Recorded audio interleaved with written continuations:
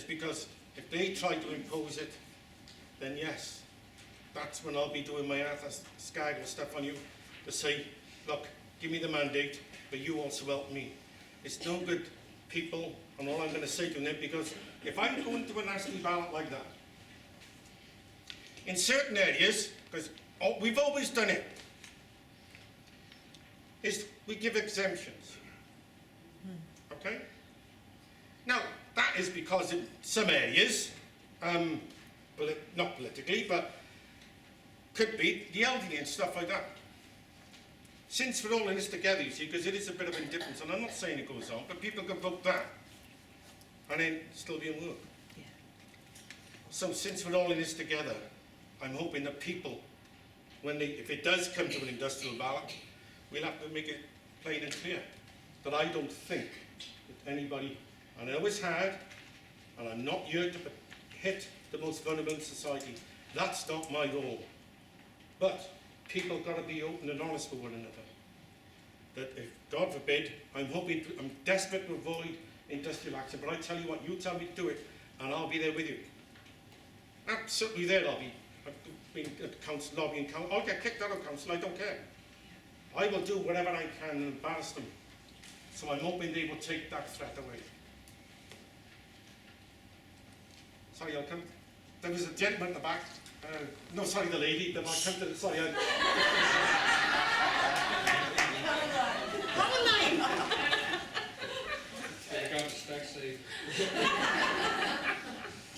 That don't work either, by the way.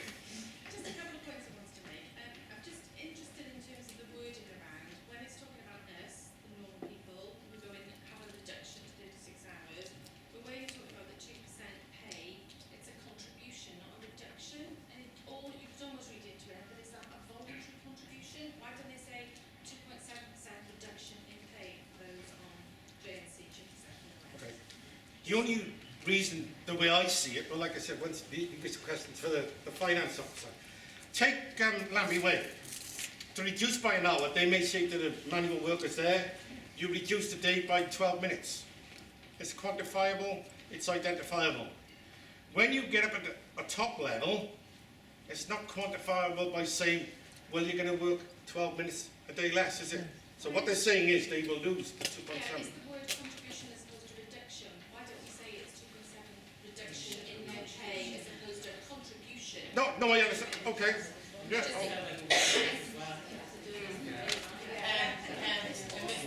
wording of it, sorry, it makes it sound as if they will not as well, 2.7 contribution, whereas ours lose the fact that it's going to be an ongoing thing, you know. Okay, I'll get them to amend that. Yes, they're doing us a favour as well, contribution. Yeah. The other thing I wanted to add to that is that for OMs and chief execs and their terms and conditions, is a 2.7 contribution enough, as Heather Joyce said, you know, every penny helps, because the rest of us have gone through job evaluation, and many of us, apparently some people have gone up, but it feels like most people have either gone down or are stuck at their pay grade, plus we haven't had an increment for 4 years, plus many of us are fighting for the car park, aren't all that paying, and that's affecting some groups more than others. So incrementally, it might feel like we're only not getting paid for 12 minutes every day, but now there's 7 days a year that we're losing 7 days worth of our pay, on top of all of the other things that we've experienced. So in comparison, a 2.7% contribution doesn't feel like they're in it with us, when we've heard that some of the directors were in posts before, they were lucky and they managed to get a new post within the new structure, and you know, it has been heard that, you know, a number of them have said they've got £30 pay rise and basically do the same job they were doing before. A quick So calculation 2.7 enough in that. Quick calculation of Paul Orders' salary, he'll be losing £5 on his 180,000. Well, No big deal. so not what I'm saying. It is pro-rata down from top to bottom, and they're exempting people on a living But it wage. should be greater for those above OM. Whatever Yes, the yes, it will for be. the 2.7 being OM. Yeah, but there's an old saying, they can afford it. I'll always have that. But if you live within your means, whether you're a chief executive, still a 2.7%. They're not necessarily the brunt of all the other pains we've had to experience. No, no. Some of us are adding an extra £800 a year now to our car parking fee. So in addition to whatever the hourly thing will work out as, we're already paying double than what they already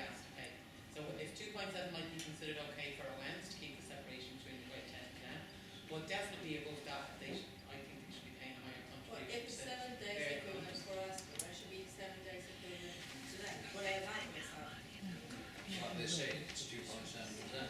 My boss said that even Increasing the if percentages from anything that I kind of know, and we've had the pay hikes already, as you say, someone doing the exact same job. I can ask them if the mood of the meeting was that you want me to ask for them the higher the pay, the more the contribution. Yeah, You're okay. that's more orders for 5% of the salary. if you would be ever had some things that we've had to experience from job evaluation, 2.7%, although it might be comparable to this with losing 1 hour, it's not comparable to the pain that a number of people have experienced over the last year. No, I can certainly ask, but If they wanted to contribute a bit more to that, as pennies matters. fine. Fair point. You say that we're all in this together and everybody, it's important that we all contribute to the viewpoints and we vote when we can, whether we're in Newston, GMB or Unite, that we need to be doing that. But this morning I spoke to a couple of colleagues in schools and they're of the impression, well, what's the point? Because we're in schools, we're not affected by it and we're not under the same threat of anything being imposed because our employer is actually the governing body. So that when everybody's voice is going to be very important when we vote, I'm just wondering how we can address that or even if you could clarify. First of all, non-teaching staff are involved in these negotiations. What they've done is, because originally, there's unread book, right? Technically, I'm exempt from it if you look at the national negotiations, okay? Not only special deals, complicated deals, absolutely not. It was a case of I had to say to them, no, we're all in this together. And what they're going to have to do, they're now going to start the consultations with UCAT and with the other teaching trade unions because they're going to be involved in this, whether they like it or not. I know I'm a governor of the school, but don't forget non-teaching staff. Because what they intend doing, as my understanding of it is, once again you should have asked Christine, because it's schools and it's linked to it, they will do, whilst you're writing one way, they're separate entities. They will do a cut off the money that they give schools. That's my understanding of it. Don't quote me because they're the expert, I'm not. But evidently, that's what I've been told that the way they intend doing it. Until they get the teachers in and the other ones, that's my understanding of it. But because we've got over 4,000 members will be balloted in all areas of this country. Can you know the ballot, how will it coincide with any budget announcements and any proposals that are going through at the moment?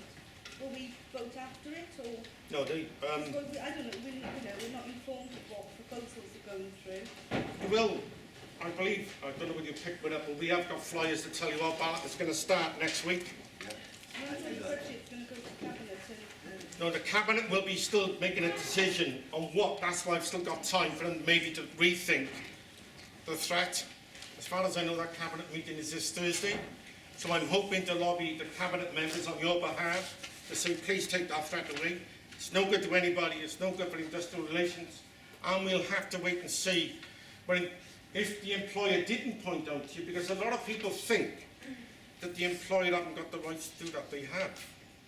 And that's why it has been spelt out, although in my way, not in a perfect way, but it's been spelt out to their intention.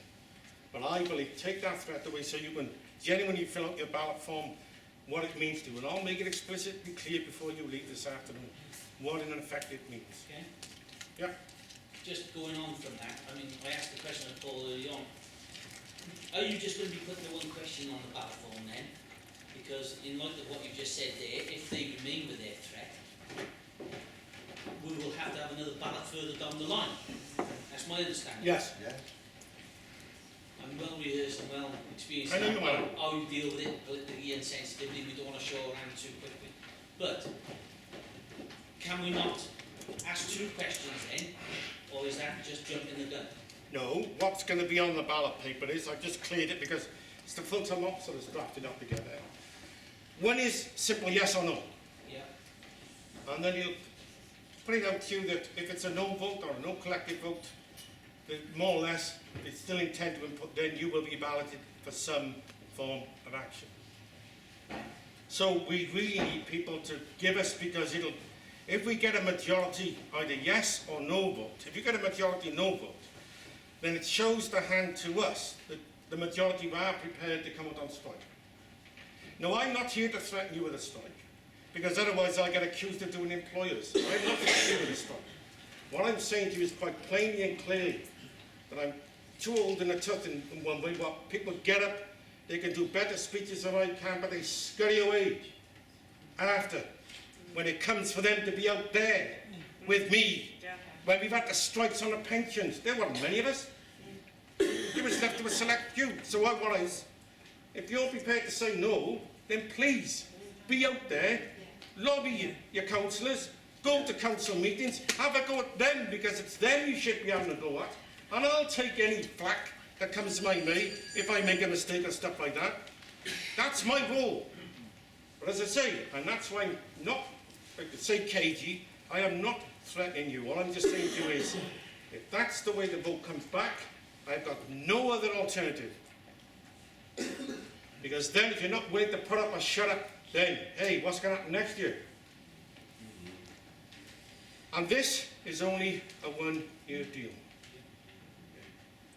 Now, whether or not, I haven't got the crystal ball, because you know we're heading there, in between that, will they solve their finances by maybe a certain area going to an arm's length company?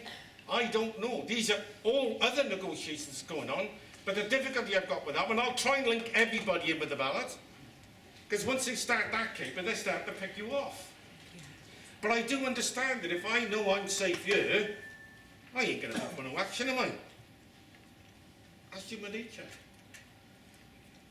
Just one last question. Yeah, I'll Ken, cut to your job, take you all, don't worry. Yeah. In terms of what you said earlier, in the report it said that, look, if one union decides not to ballot, or one union comes back and says, no, we're not accepting it, then the whole deal for all the unions off the table. You mentioned that there may be some movement on that. I think that needs to be made clear before or in the paper. No, as soon as, look, after the Because meeting... there's no point in Sam in the ballot and wasting union funds. If, you know, one of the other unions pulls up altogether. No, what my understanding is that, say, you and I come back with a no vote. They will then consider, because don't forget, if the majority of votes say 2 unions come for it and 1 don't, they will work it out, well, how many back, because if you give me to accept, now the difficulty I've got is if one union comes back, say you're not, because they're here, they come back and say, well, we've thrown it out, we want you on the picket lines, I've got a problem. I mandated what GMB members tell me, same as Unite and same as Unison, and then they will make a decision, because no, I'm not about the union decision, I'm on about what they said in the Paul Orders report. If one union decides not to accept it, but it can't. then it's all off the table. Well, they need to change that bit of the report then, don't they? No, it's not as far as imposing it, it's not off the table. If you read the report, it doesn't state that. What they're saying is, if there's a no vote or what have you, then they're going to impose that to unilaterally impose the reduction to working hours, That's what I'm saying. cease the payment of professional fees, change the council severance pay, single status, terms and conditions sick pay to withhold any national award. Yeah, but that's my point. If one pulls out or one comes into a no vote, right, which, yes, that's fine, that's a democratic right to do that. But what I'm saying to you is, if one union says, well, no, we're not having a ballot, we're just not accepting it. Right, I've got End you. of. Right, in that report it says if one union pulls out, then all offers are off the table, they're going to impose it. That threat needs to be taken. Now, the threat impose what though? Impose those No, changes. until they get the ballot results back, they're going to look at what fight is going to be from, or what response you get from the ballot papers, yes? If they got the majority of staff reluctantly voting for it, right, then I'll be very surprised if they impose that. I think, my own personal view, it's my personal view, they will impose that. If they certainly try to touch that with a barge pole, I'm telling you, now, you get ready to be out there with me with the placards. Okay. The thing is, that will save money if you go on strike. Sorry? They'll save in our salaries Yeah. when we go on strike. Yeah. Again, This is for the... what about a work to rule? Many of us do things Right. that not doing work to rule. Let me explain about that. Work to rules. Difficulty I've got is never ever works. No. Because if you work it out, and I'm not saying people got access to flexi, some haven't, some are identifiable. Look, there's a lot of strokes that can be pulled, and I understand human nature, look. I'll come to you in a minute. But if I thought a work to rule would work, don't you think I'd do it? Who's going to monitor it? To my knowledge, in all my 40-odd years, I've never known it to work. Because I don't want you to come up with strike. I honestly don't. If I can't get them to change that offer, they say that's the final offer. It's not up for negotiations, that's their final offer that we got in the 36. Going down from 37. But I don't understand what you're saying. If there's an imposition of 36 hours, what is the union's position if a manager turns to a GMB member and says, I need you to stay on, and pushes you over your 36 hours? Oh, I really get astonished with some of the questions. First of all, they can't do it now on your 37. So by going down to 36, it's irrelevant. They shouldn't be doing it now. If they're doing it now, speak to me after and I'll sort out that manager for you. All right? Can't be no fairer than that. I'll do it. I'll drag him down. All right? And he will. He will. Any other questions that I missed out before I close the meeting? I'm sorry you're so warm in here, by the way, David. I can see. You vote how you want to vote. You know what the deal is. The deal will be in your ballot papers, which is what I've read out to you today. You make your choice. Whatever your choice is, that's what I'll carry out on your behalf. But please, whatever mandate, so you need to think very carefully, either yes or no, whatever the mandate is. And of course, if it's a no, then I'm going to come back once they try to impose it, and I'm going to ballot you for industrial action. No ifs, no buts. Can I just ask, going back to the gentleman was saying about if two unions doing one thing and one union pulls out, my understanding from Unison colleagues who went to the meeting yesterday, they haven't decided whether they're looking on a ballot yet. They were having Well, to see whether I think I'm just confused with this. Unison decided they're not even on a ballot. Well, and that's why I had to check up with Harris so whether or not they're doing. We've said from day one, I can't speak for the trade unions, but we will always ballot our membership. So the way do we Right. all stand if With- they don't? No, look, I've got the option, the way to do it, I can do workplace, what they call workplace ballots, right? But then again, workplace ballots, don't depend to somebody, it's a nightmare. And I believe that if people are off sick, should still be entitled, or on, I can't help it if they're on holiday, but that's the only true way you can get to the true membership to get a ballot. Now, my understanding, and I can't speak for Unison, is, yeah, I just find it strange, because in democracy terms, you are the membership. That's why I'm not going to ask you if you want me to ballot you. I'm telling you, if you like as a dictator, you're on the ballot paper. Oh, you want to fill up that ballot paper, that's what you pay your money for.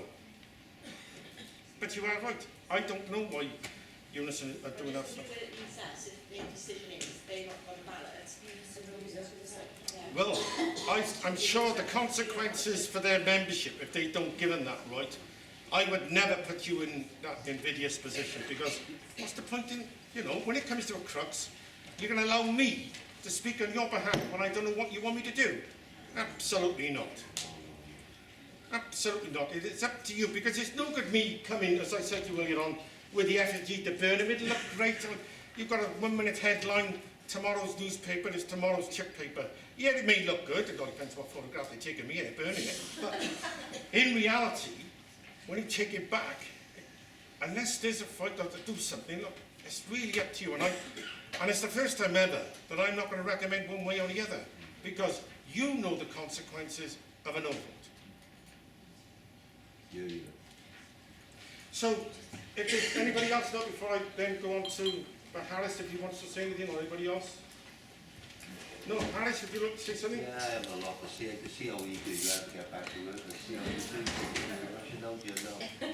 First of all, I like the fact that Sister Union GMB on their stance is the same as Unite, and we're here for you. You have to tell us what you want. You're the members, we only do what you want. That's what the ballot's for. We're all in this together. Nobody wants cuts, nobody wants terms and conditions mentioned. But you must tell us what you want, and whatever comes back, that's what we'll do. The rest is up to you.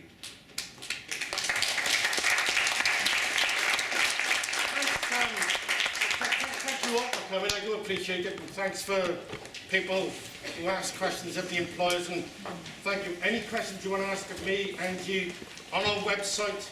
The last thing before you go, Anne's in the room. Your email addresses. We're on a Twitter account. We're doing email. As soon as we know what anything is, please Use your email give your email address. address. Please print it. Please, if there's a dot or lowercase bloody I, because I'm not psychic either. And there are still diaries there that I do not want to carry.